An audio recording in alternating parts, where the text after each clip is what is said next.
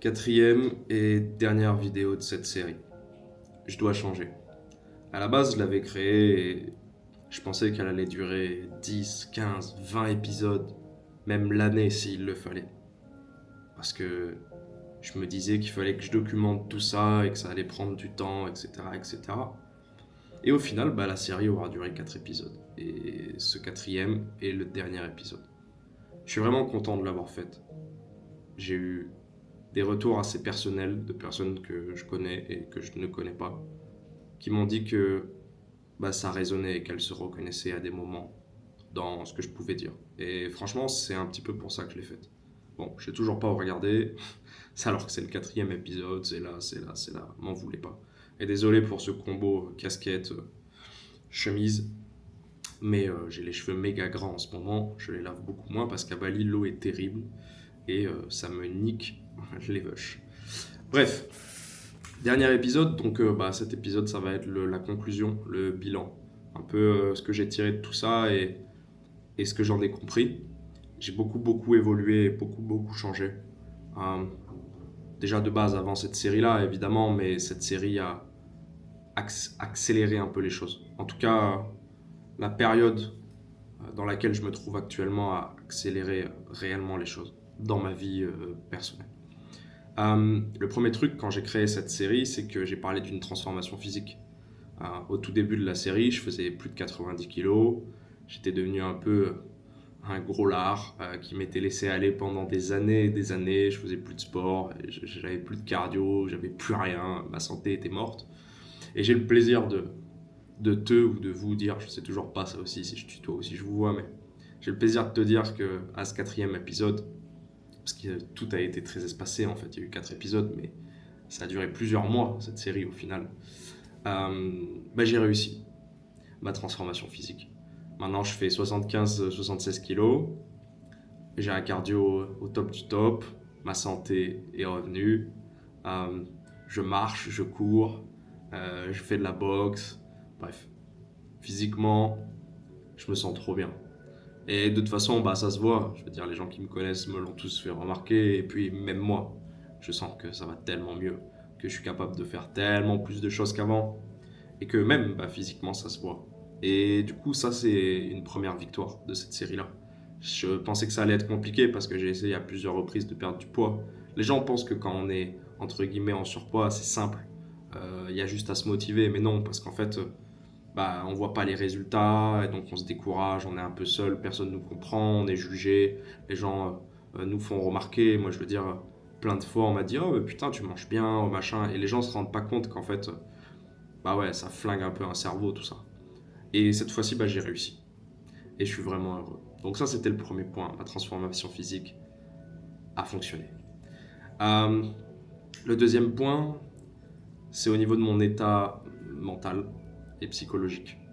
Au tout début de cette série, on pouvait encore voir beaucoup de tristesse en moi. Et un certain désespoir, quelque chose d'assez négatif. Et ça aussi. J'ai vraiment le plaisir de te dire que j'ai entre guillemets trouvé une forme de paix intérieure. Alors, les gens fantasment sur la paix intérieure, mais ce que j'appelle une certaine forme de paix intérieure me concernant, c'est juste le fait d'être profondément bien et de rester calme, quoi qu'il se passe. Et je t'expliquerai un peu certaines choses pour t'imager ça. Mais je vois plus du tout la vie comme avant. Euh, c'est pas grave si c'est une journée moins bonne qu'hier, entre guillemets. C'est pas grave s'il y a des problèmes. C'est pas grave si financièrement il y a ci ou il y a ça. C'est pas grave s'il se passe ci ou ça. Ça va. Ça va. Et avant, tout m'impactait. Dès qu'il y a une couille qui m'arrivait, j'étais énervé. Dès que j'avais un problème financier, j'étais en surréaction. J'étais stressé, j'étais paniqué. Et maintenant, quoi qu'il se passe, en gros, en positif ou en négatif, ça va.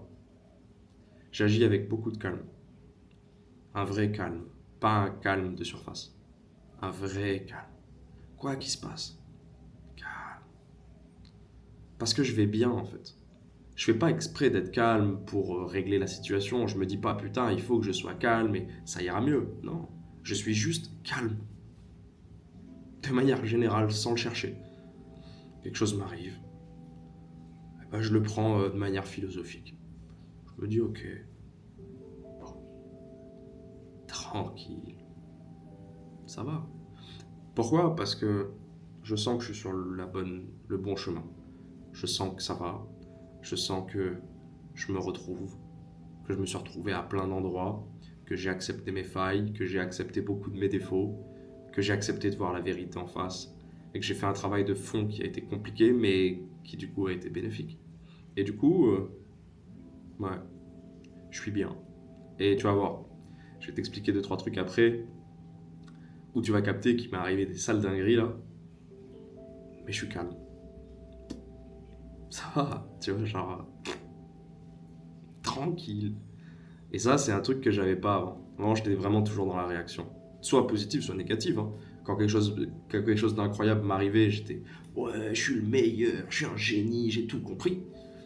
Et quand il y a un truc de merde qui m'arrivait, putain, mais la vie, nanana, nanana, nanana, nanana, nanana, ou ouais, je suis un con, ouais, nanana. Bref, j'étais toujours dans la réaction.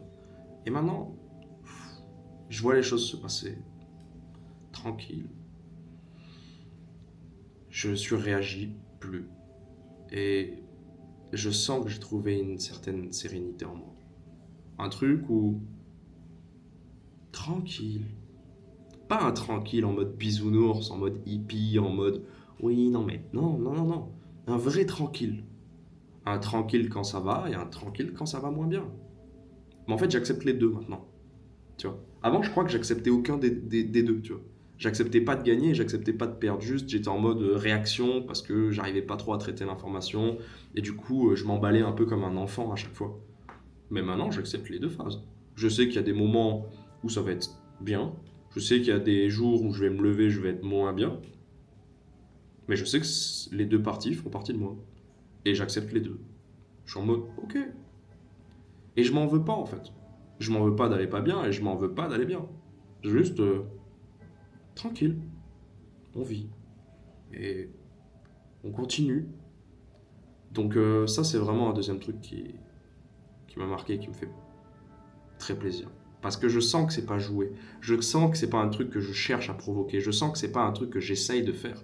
Je me dis pas, je me fais pas des affirmations où tous les jours je me dis pas putain il faut que je sois positif. Non, en fait je suis bien. Je suis bien. Ça veut dire pas, ça veut pas dire que j'enjolive. Je sais pas si on dit ça. J'enjolive. Ouais. La situation quand ça va pas. Quand ça va pas, je suis conscient que ça va pas.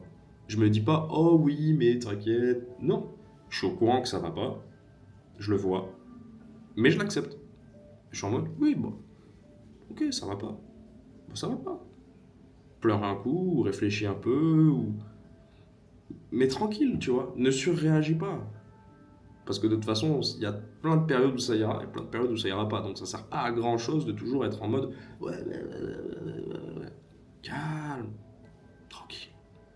Et donc ça, c'est vraiment une nouvelle facette que j'ai découverte à force de méditer, à force d'être seul, à force de me déconnecter des réseaux, à force de lire des bonnes choses, de regarder des bonnes choses, d'avoir certaines discussions avec certaines personnes, et puis de vraiment passer du temps tout seul, sans rien. Ça m'a permis de vraiment me retrouver et retrouver ce calme, cette paix. En fait, cette paix parce que de toute façon, je me fais confiance. Je m'aime, enfin j'ai de l'amour propre pour moi, je me respecte et je me fais confiance. Pas vers quelque chose de narcissique du tout, parce que bah, ce serait entre guillemets malsain ou je sais pas comment expliquer, tu vois. Mais c'est vraiment une confiance que j'ai en moi. Mais pas une confiance, encore une fois, de surface. C'est vraiment je fais confiance en mon corps, je fais confiance en qui je suis, je me fais confiance, j'ai de l'amour propre pour moi, donc ça va. Quoi qu'il se passe, ça va. Parce que je me fais confiance et je me suis trouvé. Pourquoi je me fais confiance? Parce que j'ai accepté toutes les phases très sombres qui sont à l'intérieur de moi et j'ai aussi accepté toutes les phases de lumière. J'ai accepté, entre guillemets, ce que j'étais pour mon ensemble. Alors qu'avant, j'essayais juste de voir la partie positive ou bonne de ce que j'étais, pour peut-être rassurer mon ego. Mais maintenant que je sais les deux côtés de la pièce dans mon propre organisme, et que je sais, entre guillemets, mes défaillances et les côtés où je suis une personne exceptionnelle, bah c'est ok. Je sais que je suis et un fils de pute et une personne exceptionnelle. Ok. Et j'ai accepté les deux, tu vois. Et la majorité des gens, ils essayent juste de se rassurer en se disant qu'ils sont exceptionnels. En oubliant que, bah oui, ils ont une partie un peu pourrie comme on a tous en nous. Parce qu'on est tous un peu pourris. Comme on est tous très très beaux, tu vois. Et les gens essayent de se caler dans une case. Soit ils se disent, oh bah moi je ne suis que pourri, et entre guillemets, ils finissent dans des états où sûrement ils tuent des gens. Et les autres se disent qu'ils sont trop exceptionnels et ils se perdent dans un personnage qui ne sont plus du tout ce qu'ils étaient de base. Moi je suis les deux. Et je vis avec. Et je l'ai tellement vu et accepté que bah, je me fais confiance. Parce que c'est quand même un acte de confiance que de reconnaître qui on est, ce que l'on est. Donc, ça, c'est une deuxième partie incroyable. J'ai mis des grands points parce que c'est le dernier épisode. Euh, la troisième chose, pour ceux qui ont suivi, dans le premier épisode, une grande partie de ma dépression bon, c'est l'extérieur et normalement, évidemment, les problèmes sont intérieurs, mais c'est vrai qu'une des choses qui m'a beaucoup fait souffrir, c'était le fait qu'avec mon père, on se parlait plus. Et ça faisait 7 ans, entre guillemets, que bah, on n'était plus en contact et qu'il m'avait entre guillemets renié. Et je parlais de potentiellement lui envoyer un message, malgré tout ce qui s'est passé, de mettre toute ma rancœur et ma tristesse et ma dépression de côté pour aller vers quelque chose de plus paisible. Je lui ai envoyé ce message et il m'a répondu en moins de 10 minutes, avec autant d'amour dans son message que dans le mien. Et ça aussi, j'ai le plaisir de te dire que tout va mieux, qu'on va se revoir à mon retour en France dans 3 ou 4 semaines et qu'on avance vers quelque chose de bon, de sain et de paisible. Et c'est un point qui me fait beaucoup de bien, évidemment. Donc, ouais, c'est aussi une fierté de pouvoir t'annoncer ça dans ce dernier épisode. J'ai réglé ce problème-là de ma vie qui était un de mes plus gros problèmes, une de mes plus grandes failles, parce que c'était un problème qui n'était pas réglé, et c'est quelque chose qui m'a beaucoup affaibli. Et ben même ça, j'ai réussi à mettre mon ego et mes sentiments de côté pour aller vers quelque chose de paisible. Donc, on va se revoir et je suis vraiment content de ça. Le quatrième truc, je suis en train de regarder là, c'est que oui, j'ai arrêté tous mes business. Durant cette série, au début, moi de base, j'avais 2 agences.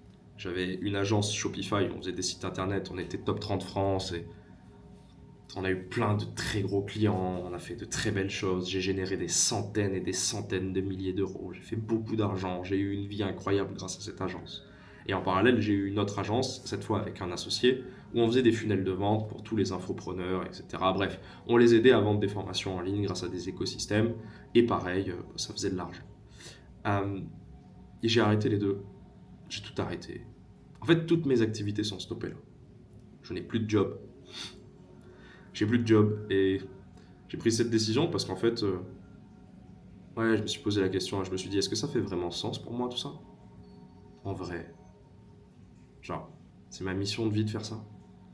C'est ma mission de vie de faire des sites internet ou des funnels de vente pour des gens.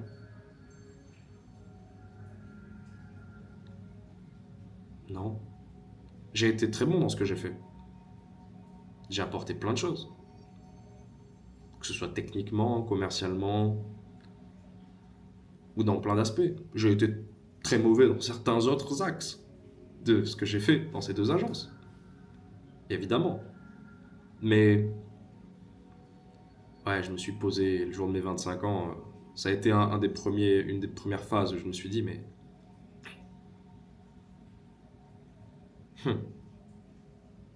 est-ce que je suis vraiment là pour ça? Donc après, tu te dis, Ouais, mais ça me rapporte de l'argent. Et en face, t'as, mais est-ce que je suis là pour ça? Et en fait, le problème, c'est que beaucoup de gens vont rester dans le ouais, mais ça rapporte beaucoup d'argent. Et ils vont continuer de faire un truc où ils sont pas forcément là pour ça.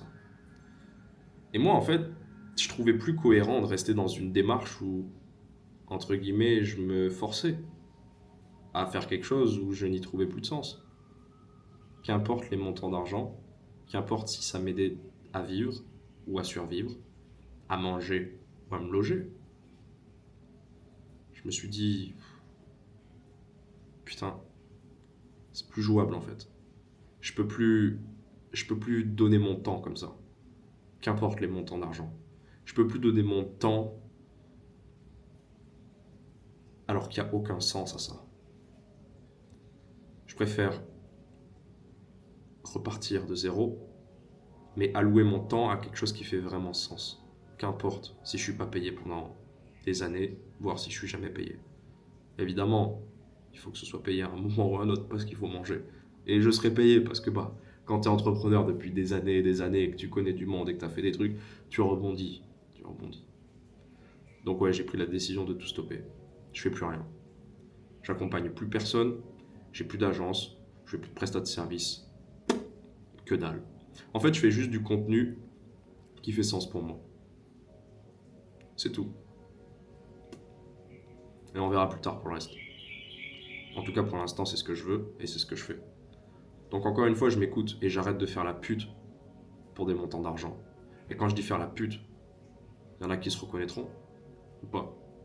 Mais la majorité de l'entrepreneuriat fait la pute. Ils font un taf qui leur rapporte de l'argent, mais ils en ont perdu le sens. Et ils sont complètement paumés. Ils vendent des trucs dans lesquels ils ne croient pas, ou peut-être qu'ils y croient, mais au fond de non. Mais ils s'enferment dans des métiers qui ne sont là que pour leur rapporter de l'argent. Et évidemment, c'est dur à couper. Parce que quand tu t'es, entre guillemets, identifié à ta nouvelle classe sociale, il n'y a rien de pire que de descendre. Il n'y a rien de pire que de rétrograder. Un mec qui en première ne veut plus aller en business, un mec qui est allé en business ne veut plus aller en éco. C'est pareil pour le business. Un mec qui touche X par mois, ça va être très compliqué pour lui de rétrograder et d'aller beaucoup plus bas. Les gens pensent que si, ils sont capables de le faire. Mais quand tu les mets sur le fait accompli, ils sont perdus. Ils doutent d'eux. Ils sont pas bien. Ils se disent putain, mais je suis une merde. Ah, mais non, j'ai foiré. Ah, mais ça va moins bien. Et ils le prennent personnellement. Ils s'accrochent à des chiffres. Et en fait, pour la majorité, ils ne vivent plus qu'à travers des maths et des montants d'argent, des nombres de leads, une base de données. Mais c'est la seule chose qui les anime. Ils ne pensent plus à rien d'autre que ça. C'est dramatique. Pour certains, il y en a qui vont faire des petites pratiques. Oui, mais moi je fais du yoga 3 fois par semaine. Oui, mais moi je médite un peu. C'est bien. Mais à 90% de ton temps, t'es en train de nous casser les couilles avec tes putains de leads et ta putain de base de données et tes putains de montants collectés, ton MRR, ton ARR. Tout tourne autour de ça dans ta vie. Toutes les conversations que t'as tournent autour de ça. Et tu crois que quoi? Parce que tu mets des petits pansements, alors ça va aller. Tu penses que pour combler cette merde et en faisant des petites pratiques de méditation le matin, ça ira mieux. Encore une fois, tu mets du scotch sur une fuite d'eau. Et tu répares pas la fuite. Alors c'est sûr qu'à court ou moyen terme, ça marche. T'as l'impression d'être équilibré. Le problème, c'est qu'en accumulant le temps perdu à te perdre et à te dissocier de toi-même en étant sur des choses extérieures et pas en toi, tu renforces le personnage. Et en renforçant le personnage, il devient beaucoup plus difficile d'en sortir. J'en ai fait les frais. J'étais tellement attaché à l'argent, aux clients, au fait de briller, au fait d'avoir plus. Qu'évidemment, ça a été horrible pour me sortir de ça. Et je suis passé par des phases de dépression proches de la mort mentale, de la mort psychique, de la mort psychologique ou de la mort physique. J'ai souffert. Je me suis détruit. Je suis allé au fond. Mais je suis content parce que je m'écoute. Et c'est pour ça que j'ai tout arrêté. En partie. Parce qu'en fait, j'avais plus envie. J'avais plus envie de me forcer. Pour être honnête avec vous, tout ça a créé des dettes. Je dois pas mal d'argent de manière générale à l'État, etc. pour de la mauvaise gestion. Et je pensais qu'on m'aiderait. Je penserais que mon entourage professionnel ou personnel m'aiderait, en tout cas aux personnes que j'ai demandé. Puis j'ai compris que de toute façon, c'est à toi-même de t'aider. Et c'est pour ça que j'ai arrêté mes 2 agences, dont une avec euh, mon associé. Parce que de toute façon, j'ai compris que ça servait à rien de continuer, parce que de toute façon, il n'y a que moi qui me sortirai de ma merde, tu vois. Et donc, en fait, je me suis dit, non mais, il faut que j'arrête, il faut que j'arrête. Je stoppe tout, je m'écoute, et puis ça ira. Parce qu'encore une fois, je me fais assez confiance en moi et en la personne que je suis. Parce que je sais que je trouverai des solutions par moi-même. Et que de toute façon, j'en veux à personne. J'en veux en personne de toute façon ne pas avoir été là à certains moments pour ces problèmes-là. Parce qu'en vrai, c'est pas leur dos, comme on dirait. Donc, ouais, de manière générale, je me suis dit, ça ne fait plus aucun sens. Je dois me retrouver à un état où j'avance avec un vrai sens et où c'est plus les montants ou l'objectif, quoi que ce soit qui me drive. Et je suis content parce que j'y suis arrivé. Donc ça, c'était le 3 ou 4e point. Je vais regarder un peu les notes. Euh, Ah oui, marrant. On m'a volé mon téléphone il y a 48 heures. On m'a volé mon téléphone. Marrant. J'en parlais il y a une semaine avec des amis. En me disant, putain, t'imagines, on te vole ton téléphone, comment ça doit être horrible. L'impression de se faire violer, d'avoir des données dans la main d'un inconnu. Ça m'est arrivé. J'ai laissé mon téléphone sur une table, je suis allé pisser. Et un mec d'ici me l'a prié, c'est barré. C'est marrant quand ça arrive. Parce que les gens sous-estiment un peu ce que c'est, mais c'est vraiment un viol. T'as l'impression de te faire prendre un peu ta vie. Donc, j'ai agi en plusieurs phases. La première phase, c'est que je connais beaucoup de monde à Ubud, où je suis. Vraiment beaucoup de monde. Donc, ce qui s'est passé, c'est que déjà, j'ai fait le tour de toutes les caméras. Après, j'ai regardé dans mon réseau. Le réseau de taxis, le réseau de videurs, le réseau de responsables et de patrons de bars, de boîtes, etc., etc. On a regardé toutes les caméras. Les taxis ont fait le tour de la ville plusieurs fois. Ils savent le visage du mec, et moi aussi. On connaît son scooter. On l'a cherché de partout. On l'a pas trouvé. J'ai déployé tous les moyens. J'ai localisé le téléphone par plusieurs moyens. J'ai envoyé des équipes de partout. On a ratissé la ville. C'était déjà trop tard. Au début, je pensais que je retrouverais ce téléphone. Parce qu'encore une fois, je connais plein de gens ici, plus ou moins clean, qui ont plus ou moins le bras long. Donc je m'étais dit que de toute façon, on retrouverait ce rat. On l'a pas retrouvé. Comme quoi. Et au fur et à mesure, j'ai commencé à accepter la situation. Mais vraiment l'accepter. De toute façon, ce qui était fait était fait. Dès le début, j'ai pas lutté. Je veux dire, j'ai juste essayé de résoudre le problème en me disant, ok, ça m'est arrivé, on va faire en sorte d'essayer de le retrouver. Bon. Et puis après, j'ai compris qu'on le retrouverait pas. Et puis j'ai compris encore quelque chose de plus grand. J'ai compris que C'était un grand message qu'on m'a envoyé. Ça fait des années que je veux vivre sans téléphone et que j'en parle. Que je me dis que mon objectif ultime, c'est de vivre sans rien, sans aucun téléphone. Juste avec un ordinateur, histoire de, mais déconnecté. Ça fait des années que j'y pense. Des années que j'en parle. Eh ben la vie a accéléré le processus. La vie a accéléré le processus. J'ai même plus envie de récupérer ce téléphone, pour être honnête. J'ai arrêté les recherches. J'y suis allé symboliquement parce que ça coûte quand même 2000 balles. Hier soir, rien. J'y retournerai sûrement le week-end prochain au même endroit où il est sorti. Mais c'est pas temps pour récupérer le téléphone.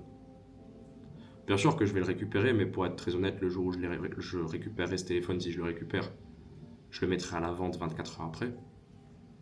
Parce que j'en veux plus en fait. Je veux plus de téléphone, si je le retrouve, je le vends. J'ai plus rien, j'ai plus d'Apple Watch, j'ai plus de Oura Ring, j'ai plus toutes ces choses. J'ai plus envie en fait. J'ai plus envie d'être connecté, je m'en bats les couilles. Les personnes que je dois voir, je les verrai. Les personnes à qui je dois donner des nouvelles, je les donnerai. Mais j'ai plus envie d'être connecté. J'ai envie de retrouver mon âme d'enfant. Parce qu'à l'époque, j'avais pas de téléphone et j'étais bien plus heureux. Je pense que le téléphone est un poison qui détruit les gens. Je pense que les gens ne se rendent pas compte du problème qu'est le téléphone.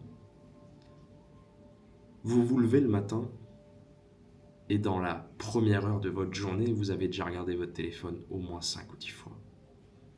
Et arrêtez de mentir, même pour les plus disciplinés. Vous perdez au jeu et vous perdez au change. Et j'ai plus de téléphone et je me sens vraiment mieux là. Je sens que mes émotions, pareil, se stabilisent, que j'ai moins de up and down et que j'ai un sentiment de liberté étrange. Comme un truc où tout est possible. Et où en fait je me dis, mais si t'as besoin de, je sais pas, parce que vous, quand vous voyez téléphone, vous croyez Instagram et WhatsApp. Mais attends, quand t'as plus de téléphone, t'as plus Google Maps. Tu peux plus commander de bouffe. Tu peux plus écouter de musique. Tu peux plus suivre un peu ta santé, suivre tes pas, suivre tes machins, etc. etc. Et ouais, ça t'apprend à revenir dans le réel, mec. Si t'as besoin d'une direction, soit t'achètes un plan, soit tu demandes à quelqu'un au bord de la route. Si t'as faim, tu te déplaces. Si t'as besoin de compter tes pas, t'as pas besoin de compter tes pas. Faut arrêter ce truc de blaireau. Oh oui, mais moi j'ai fait 10 000 pas aujourd'hui, ta gueule. Marche. Juste marche. T'as pas besoin de compter ça. Et j'étais le premier à le faire. Oui, moi j'ai atteint mon objectif. J'ai fait mes 10 000 pas par jour. On est tellement devenus des connards qu'on compte les pas qu'on fait. Et quand je dis nous, je dis moi aussi. On se reconnecte au réel. La musique, pourquoi faire? Pourquoi l'avoir tout le temps? La vie est un son. La vie est belle. T'écoutes la pluie, t'écoutes... bon là, moi j'ai de la chance, j'ai ma piscine. J'écoute ma piscine tourner, t'écoutes les oiseaux. Tu vas dans des festivals, tu vas dans des soirées, tu vas dans des trucs où il y a de la musique. Mais pourquoi tout le temps? T'es là, tu te mets des écouteurs toute la journée. Mais t'es fou, quoi. En fait, on laisse jamais d'espace à notre cerveau, on se laisse jamais d'espace. Dès qu'il y a un vide, on le comble. Dès qu'il y a du silence, on met du bruit. Dès qu'on s'ennuie, on fait quelque chose. Dès que... ouais, c'est même pas on fait quelque chose, c'est on va sur nos téléphones. Dès qu'on s'ennuie, on va sur le téléphone, ou on regarde une vidéo, ou on regarde une connerie, ou on comble tout le temps. On a peur du vide. Mais moi, le vide, je suis ok. Donc, c'est une des meilleures choses qui me soit arrivées quand on me vole mon téléphone. Ça a été, tu sais, le... Paf! La conclusion, le déclic, le clac. Le ok. Donc ouais, quoi qu'il arrive, si je retrouve ce téléphone, il sera vendu. D'ailleurs, si je le retrouve, je ferai une annonce, si vous êtes intéressé. iPhone 15 Pro. Et si je le retrouve pas, tant mieux. Et ça, c'était la phase un peu finale de ce chapitre. C'est que j'ai réussi ma transformation physique, ma transformation mentale, j'en suis arrivé là où je voulais. J'ai trouvé une certaine forme de paix intérieure. Je suis plus du tout matrixé par les chiffres ou l'extérieur ou le matériel ou l'objectif ou le... Je me suis reconnecté à mes sens. Et pour clôturer ce chapitre, et en plus c'est ouf parce que cette vidéo là que je devais faire là, je devais la faire il y a 3 4 jours. On m'avait pas encore volé mon tel.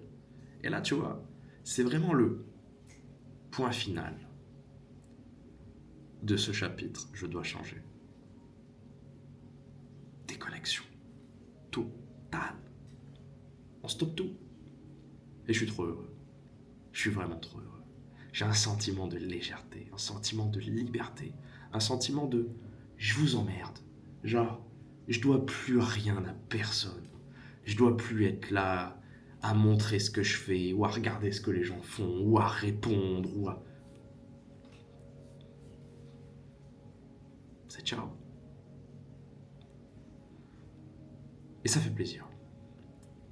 Donc voilà un peu pour le chapitre de cette dernière vidéo de la série. Et maintenant, du coup, on se demande, mais cette série étant terminée, quel est l'avenir de cette chaîne YouTube?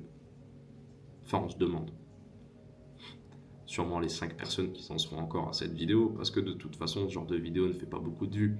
Les gens veulent du divertissement. Et je suis pas forcément divertissant. Mais la suite, elle va être très simple. Pour cette chaîne, je ne montrerai plus mon visage sur les vidéos. Parce que je pense que c'est le message qui est important. Et pas moi. Parce qu'en fait, bah, je suis qu'un corps, je suis qu'un visage. On s'en fout un peu. Donc, je vais faire des vidéos qui seront 100% illustrées. Alors peut-être qu'on verra un peu ma tête de temps en temps. Mais pas en face cam et pas de cette manière. Euh, je vais vraiment traiter des sujets de fond.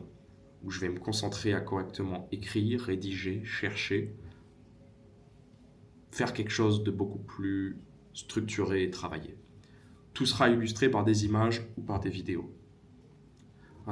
J'ai demandé d'ailleurs conseil à mon cher ami Étienne de la chaîne Le Dolmen parce que bah, il le fait aussi à sa manière sur d'autres sujets que ceux dont je veux traiter. Et donc je lui ai demandé des conseils et il m'a naturellement répondu et j'en suis vraiment reconnaissant. Parce que bah, évidemment, il a acquis une certaine expérience dans ce type de vidéo-là. Et donc il m'a donné 2 3 petits tips euh, que j'ai pu prendre. Et c'est vraiment cool. Mais j'illustrerai mes vidéos à 100% par de la vidéo, par de l'image. Et on pourra voir ma tête, mais pas en face cam. Je vais traiter des sujets qui me tiennent à cœur, comme les sujets que j'ai pu traiter dans cette série de vidéos, que ce soit le rapport à l'argent, le rapport aux objectifs, au matérialisme, à l'extérieur, à la dissociation, à la dépression, bref, tout ça.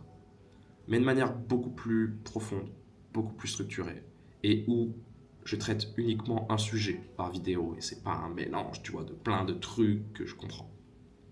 Ce sera un format différent. Certains d'entre vous le préféreront, certains d'entre vous me diront qu'ils préféraient quand il y avait ma gueule. En tout cas, moi, c'est ce qui me parle et c'est ce que j'ai envie de faire. Donc, comme à mon habitude, je vais le faire. Et peut-être que, comme pour cette série, dans 4 vidéos, j'annoncerai que c'est la fin d'un format et que je passerai à un autre. On verra. Mais en tout cas, je suis assez convaincu que c'est ce que j'ai envie de faire. Parce que j'ai vu plusieurs vidéos de ce style-là, de plusieurs chaînes YouTube, notamment américaines majoritairement, ou anglaises, ou indiennes. Et je sais pas, à chaque fois, je trouve ce format très captivant avec les illustrations, la vidéo, la voix qui est plus pensée, plus structurée. Et je sais que c'est ça qui m'appelle. Donc, merci à tous d'avoir regardé cette série de vidéos. Je dois changer pour ceux qui l'auront regardé. Merci à tous d'avoir regardé cette vidéo jusqu'au bout. Je sais toujours pas où regarder cette putain de caméra. Ça a été un plaisir, vraiment, de partager tout ça avec vous. Pour ceux qui sont tombés sur cet épisode et qui n'ont pas forcément le contexte, regardez les épisodes précédents. Si vous avez aimé celui-là, vous aimerez les autres. J'espère que cette série aura été utile pour certains d'entre vous et que, que pour certains d'entre vous aussi, vous aurez pu avoir certains déclics ou une certaine ouverture sur des sujets que vous n'avez peut-être pas forcément pensé. Et puis, je vous dis bonne année. pour c'est demain ou après-demain. Profitez bien, prenez soin de vous, comprenez certains messages. Et puis, on se revoit pour une prochaine vidéo, sans mon visage cette fois, mais avec ma voix et avec mon cerveau. Merci à tous, c'était un plaisir. C'était Lucas.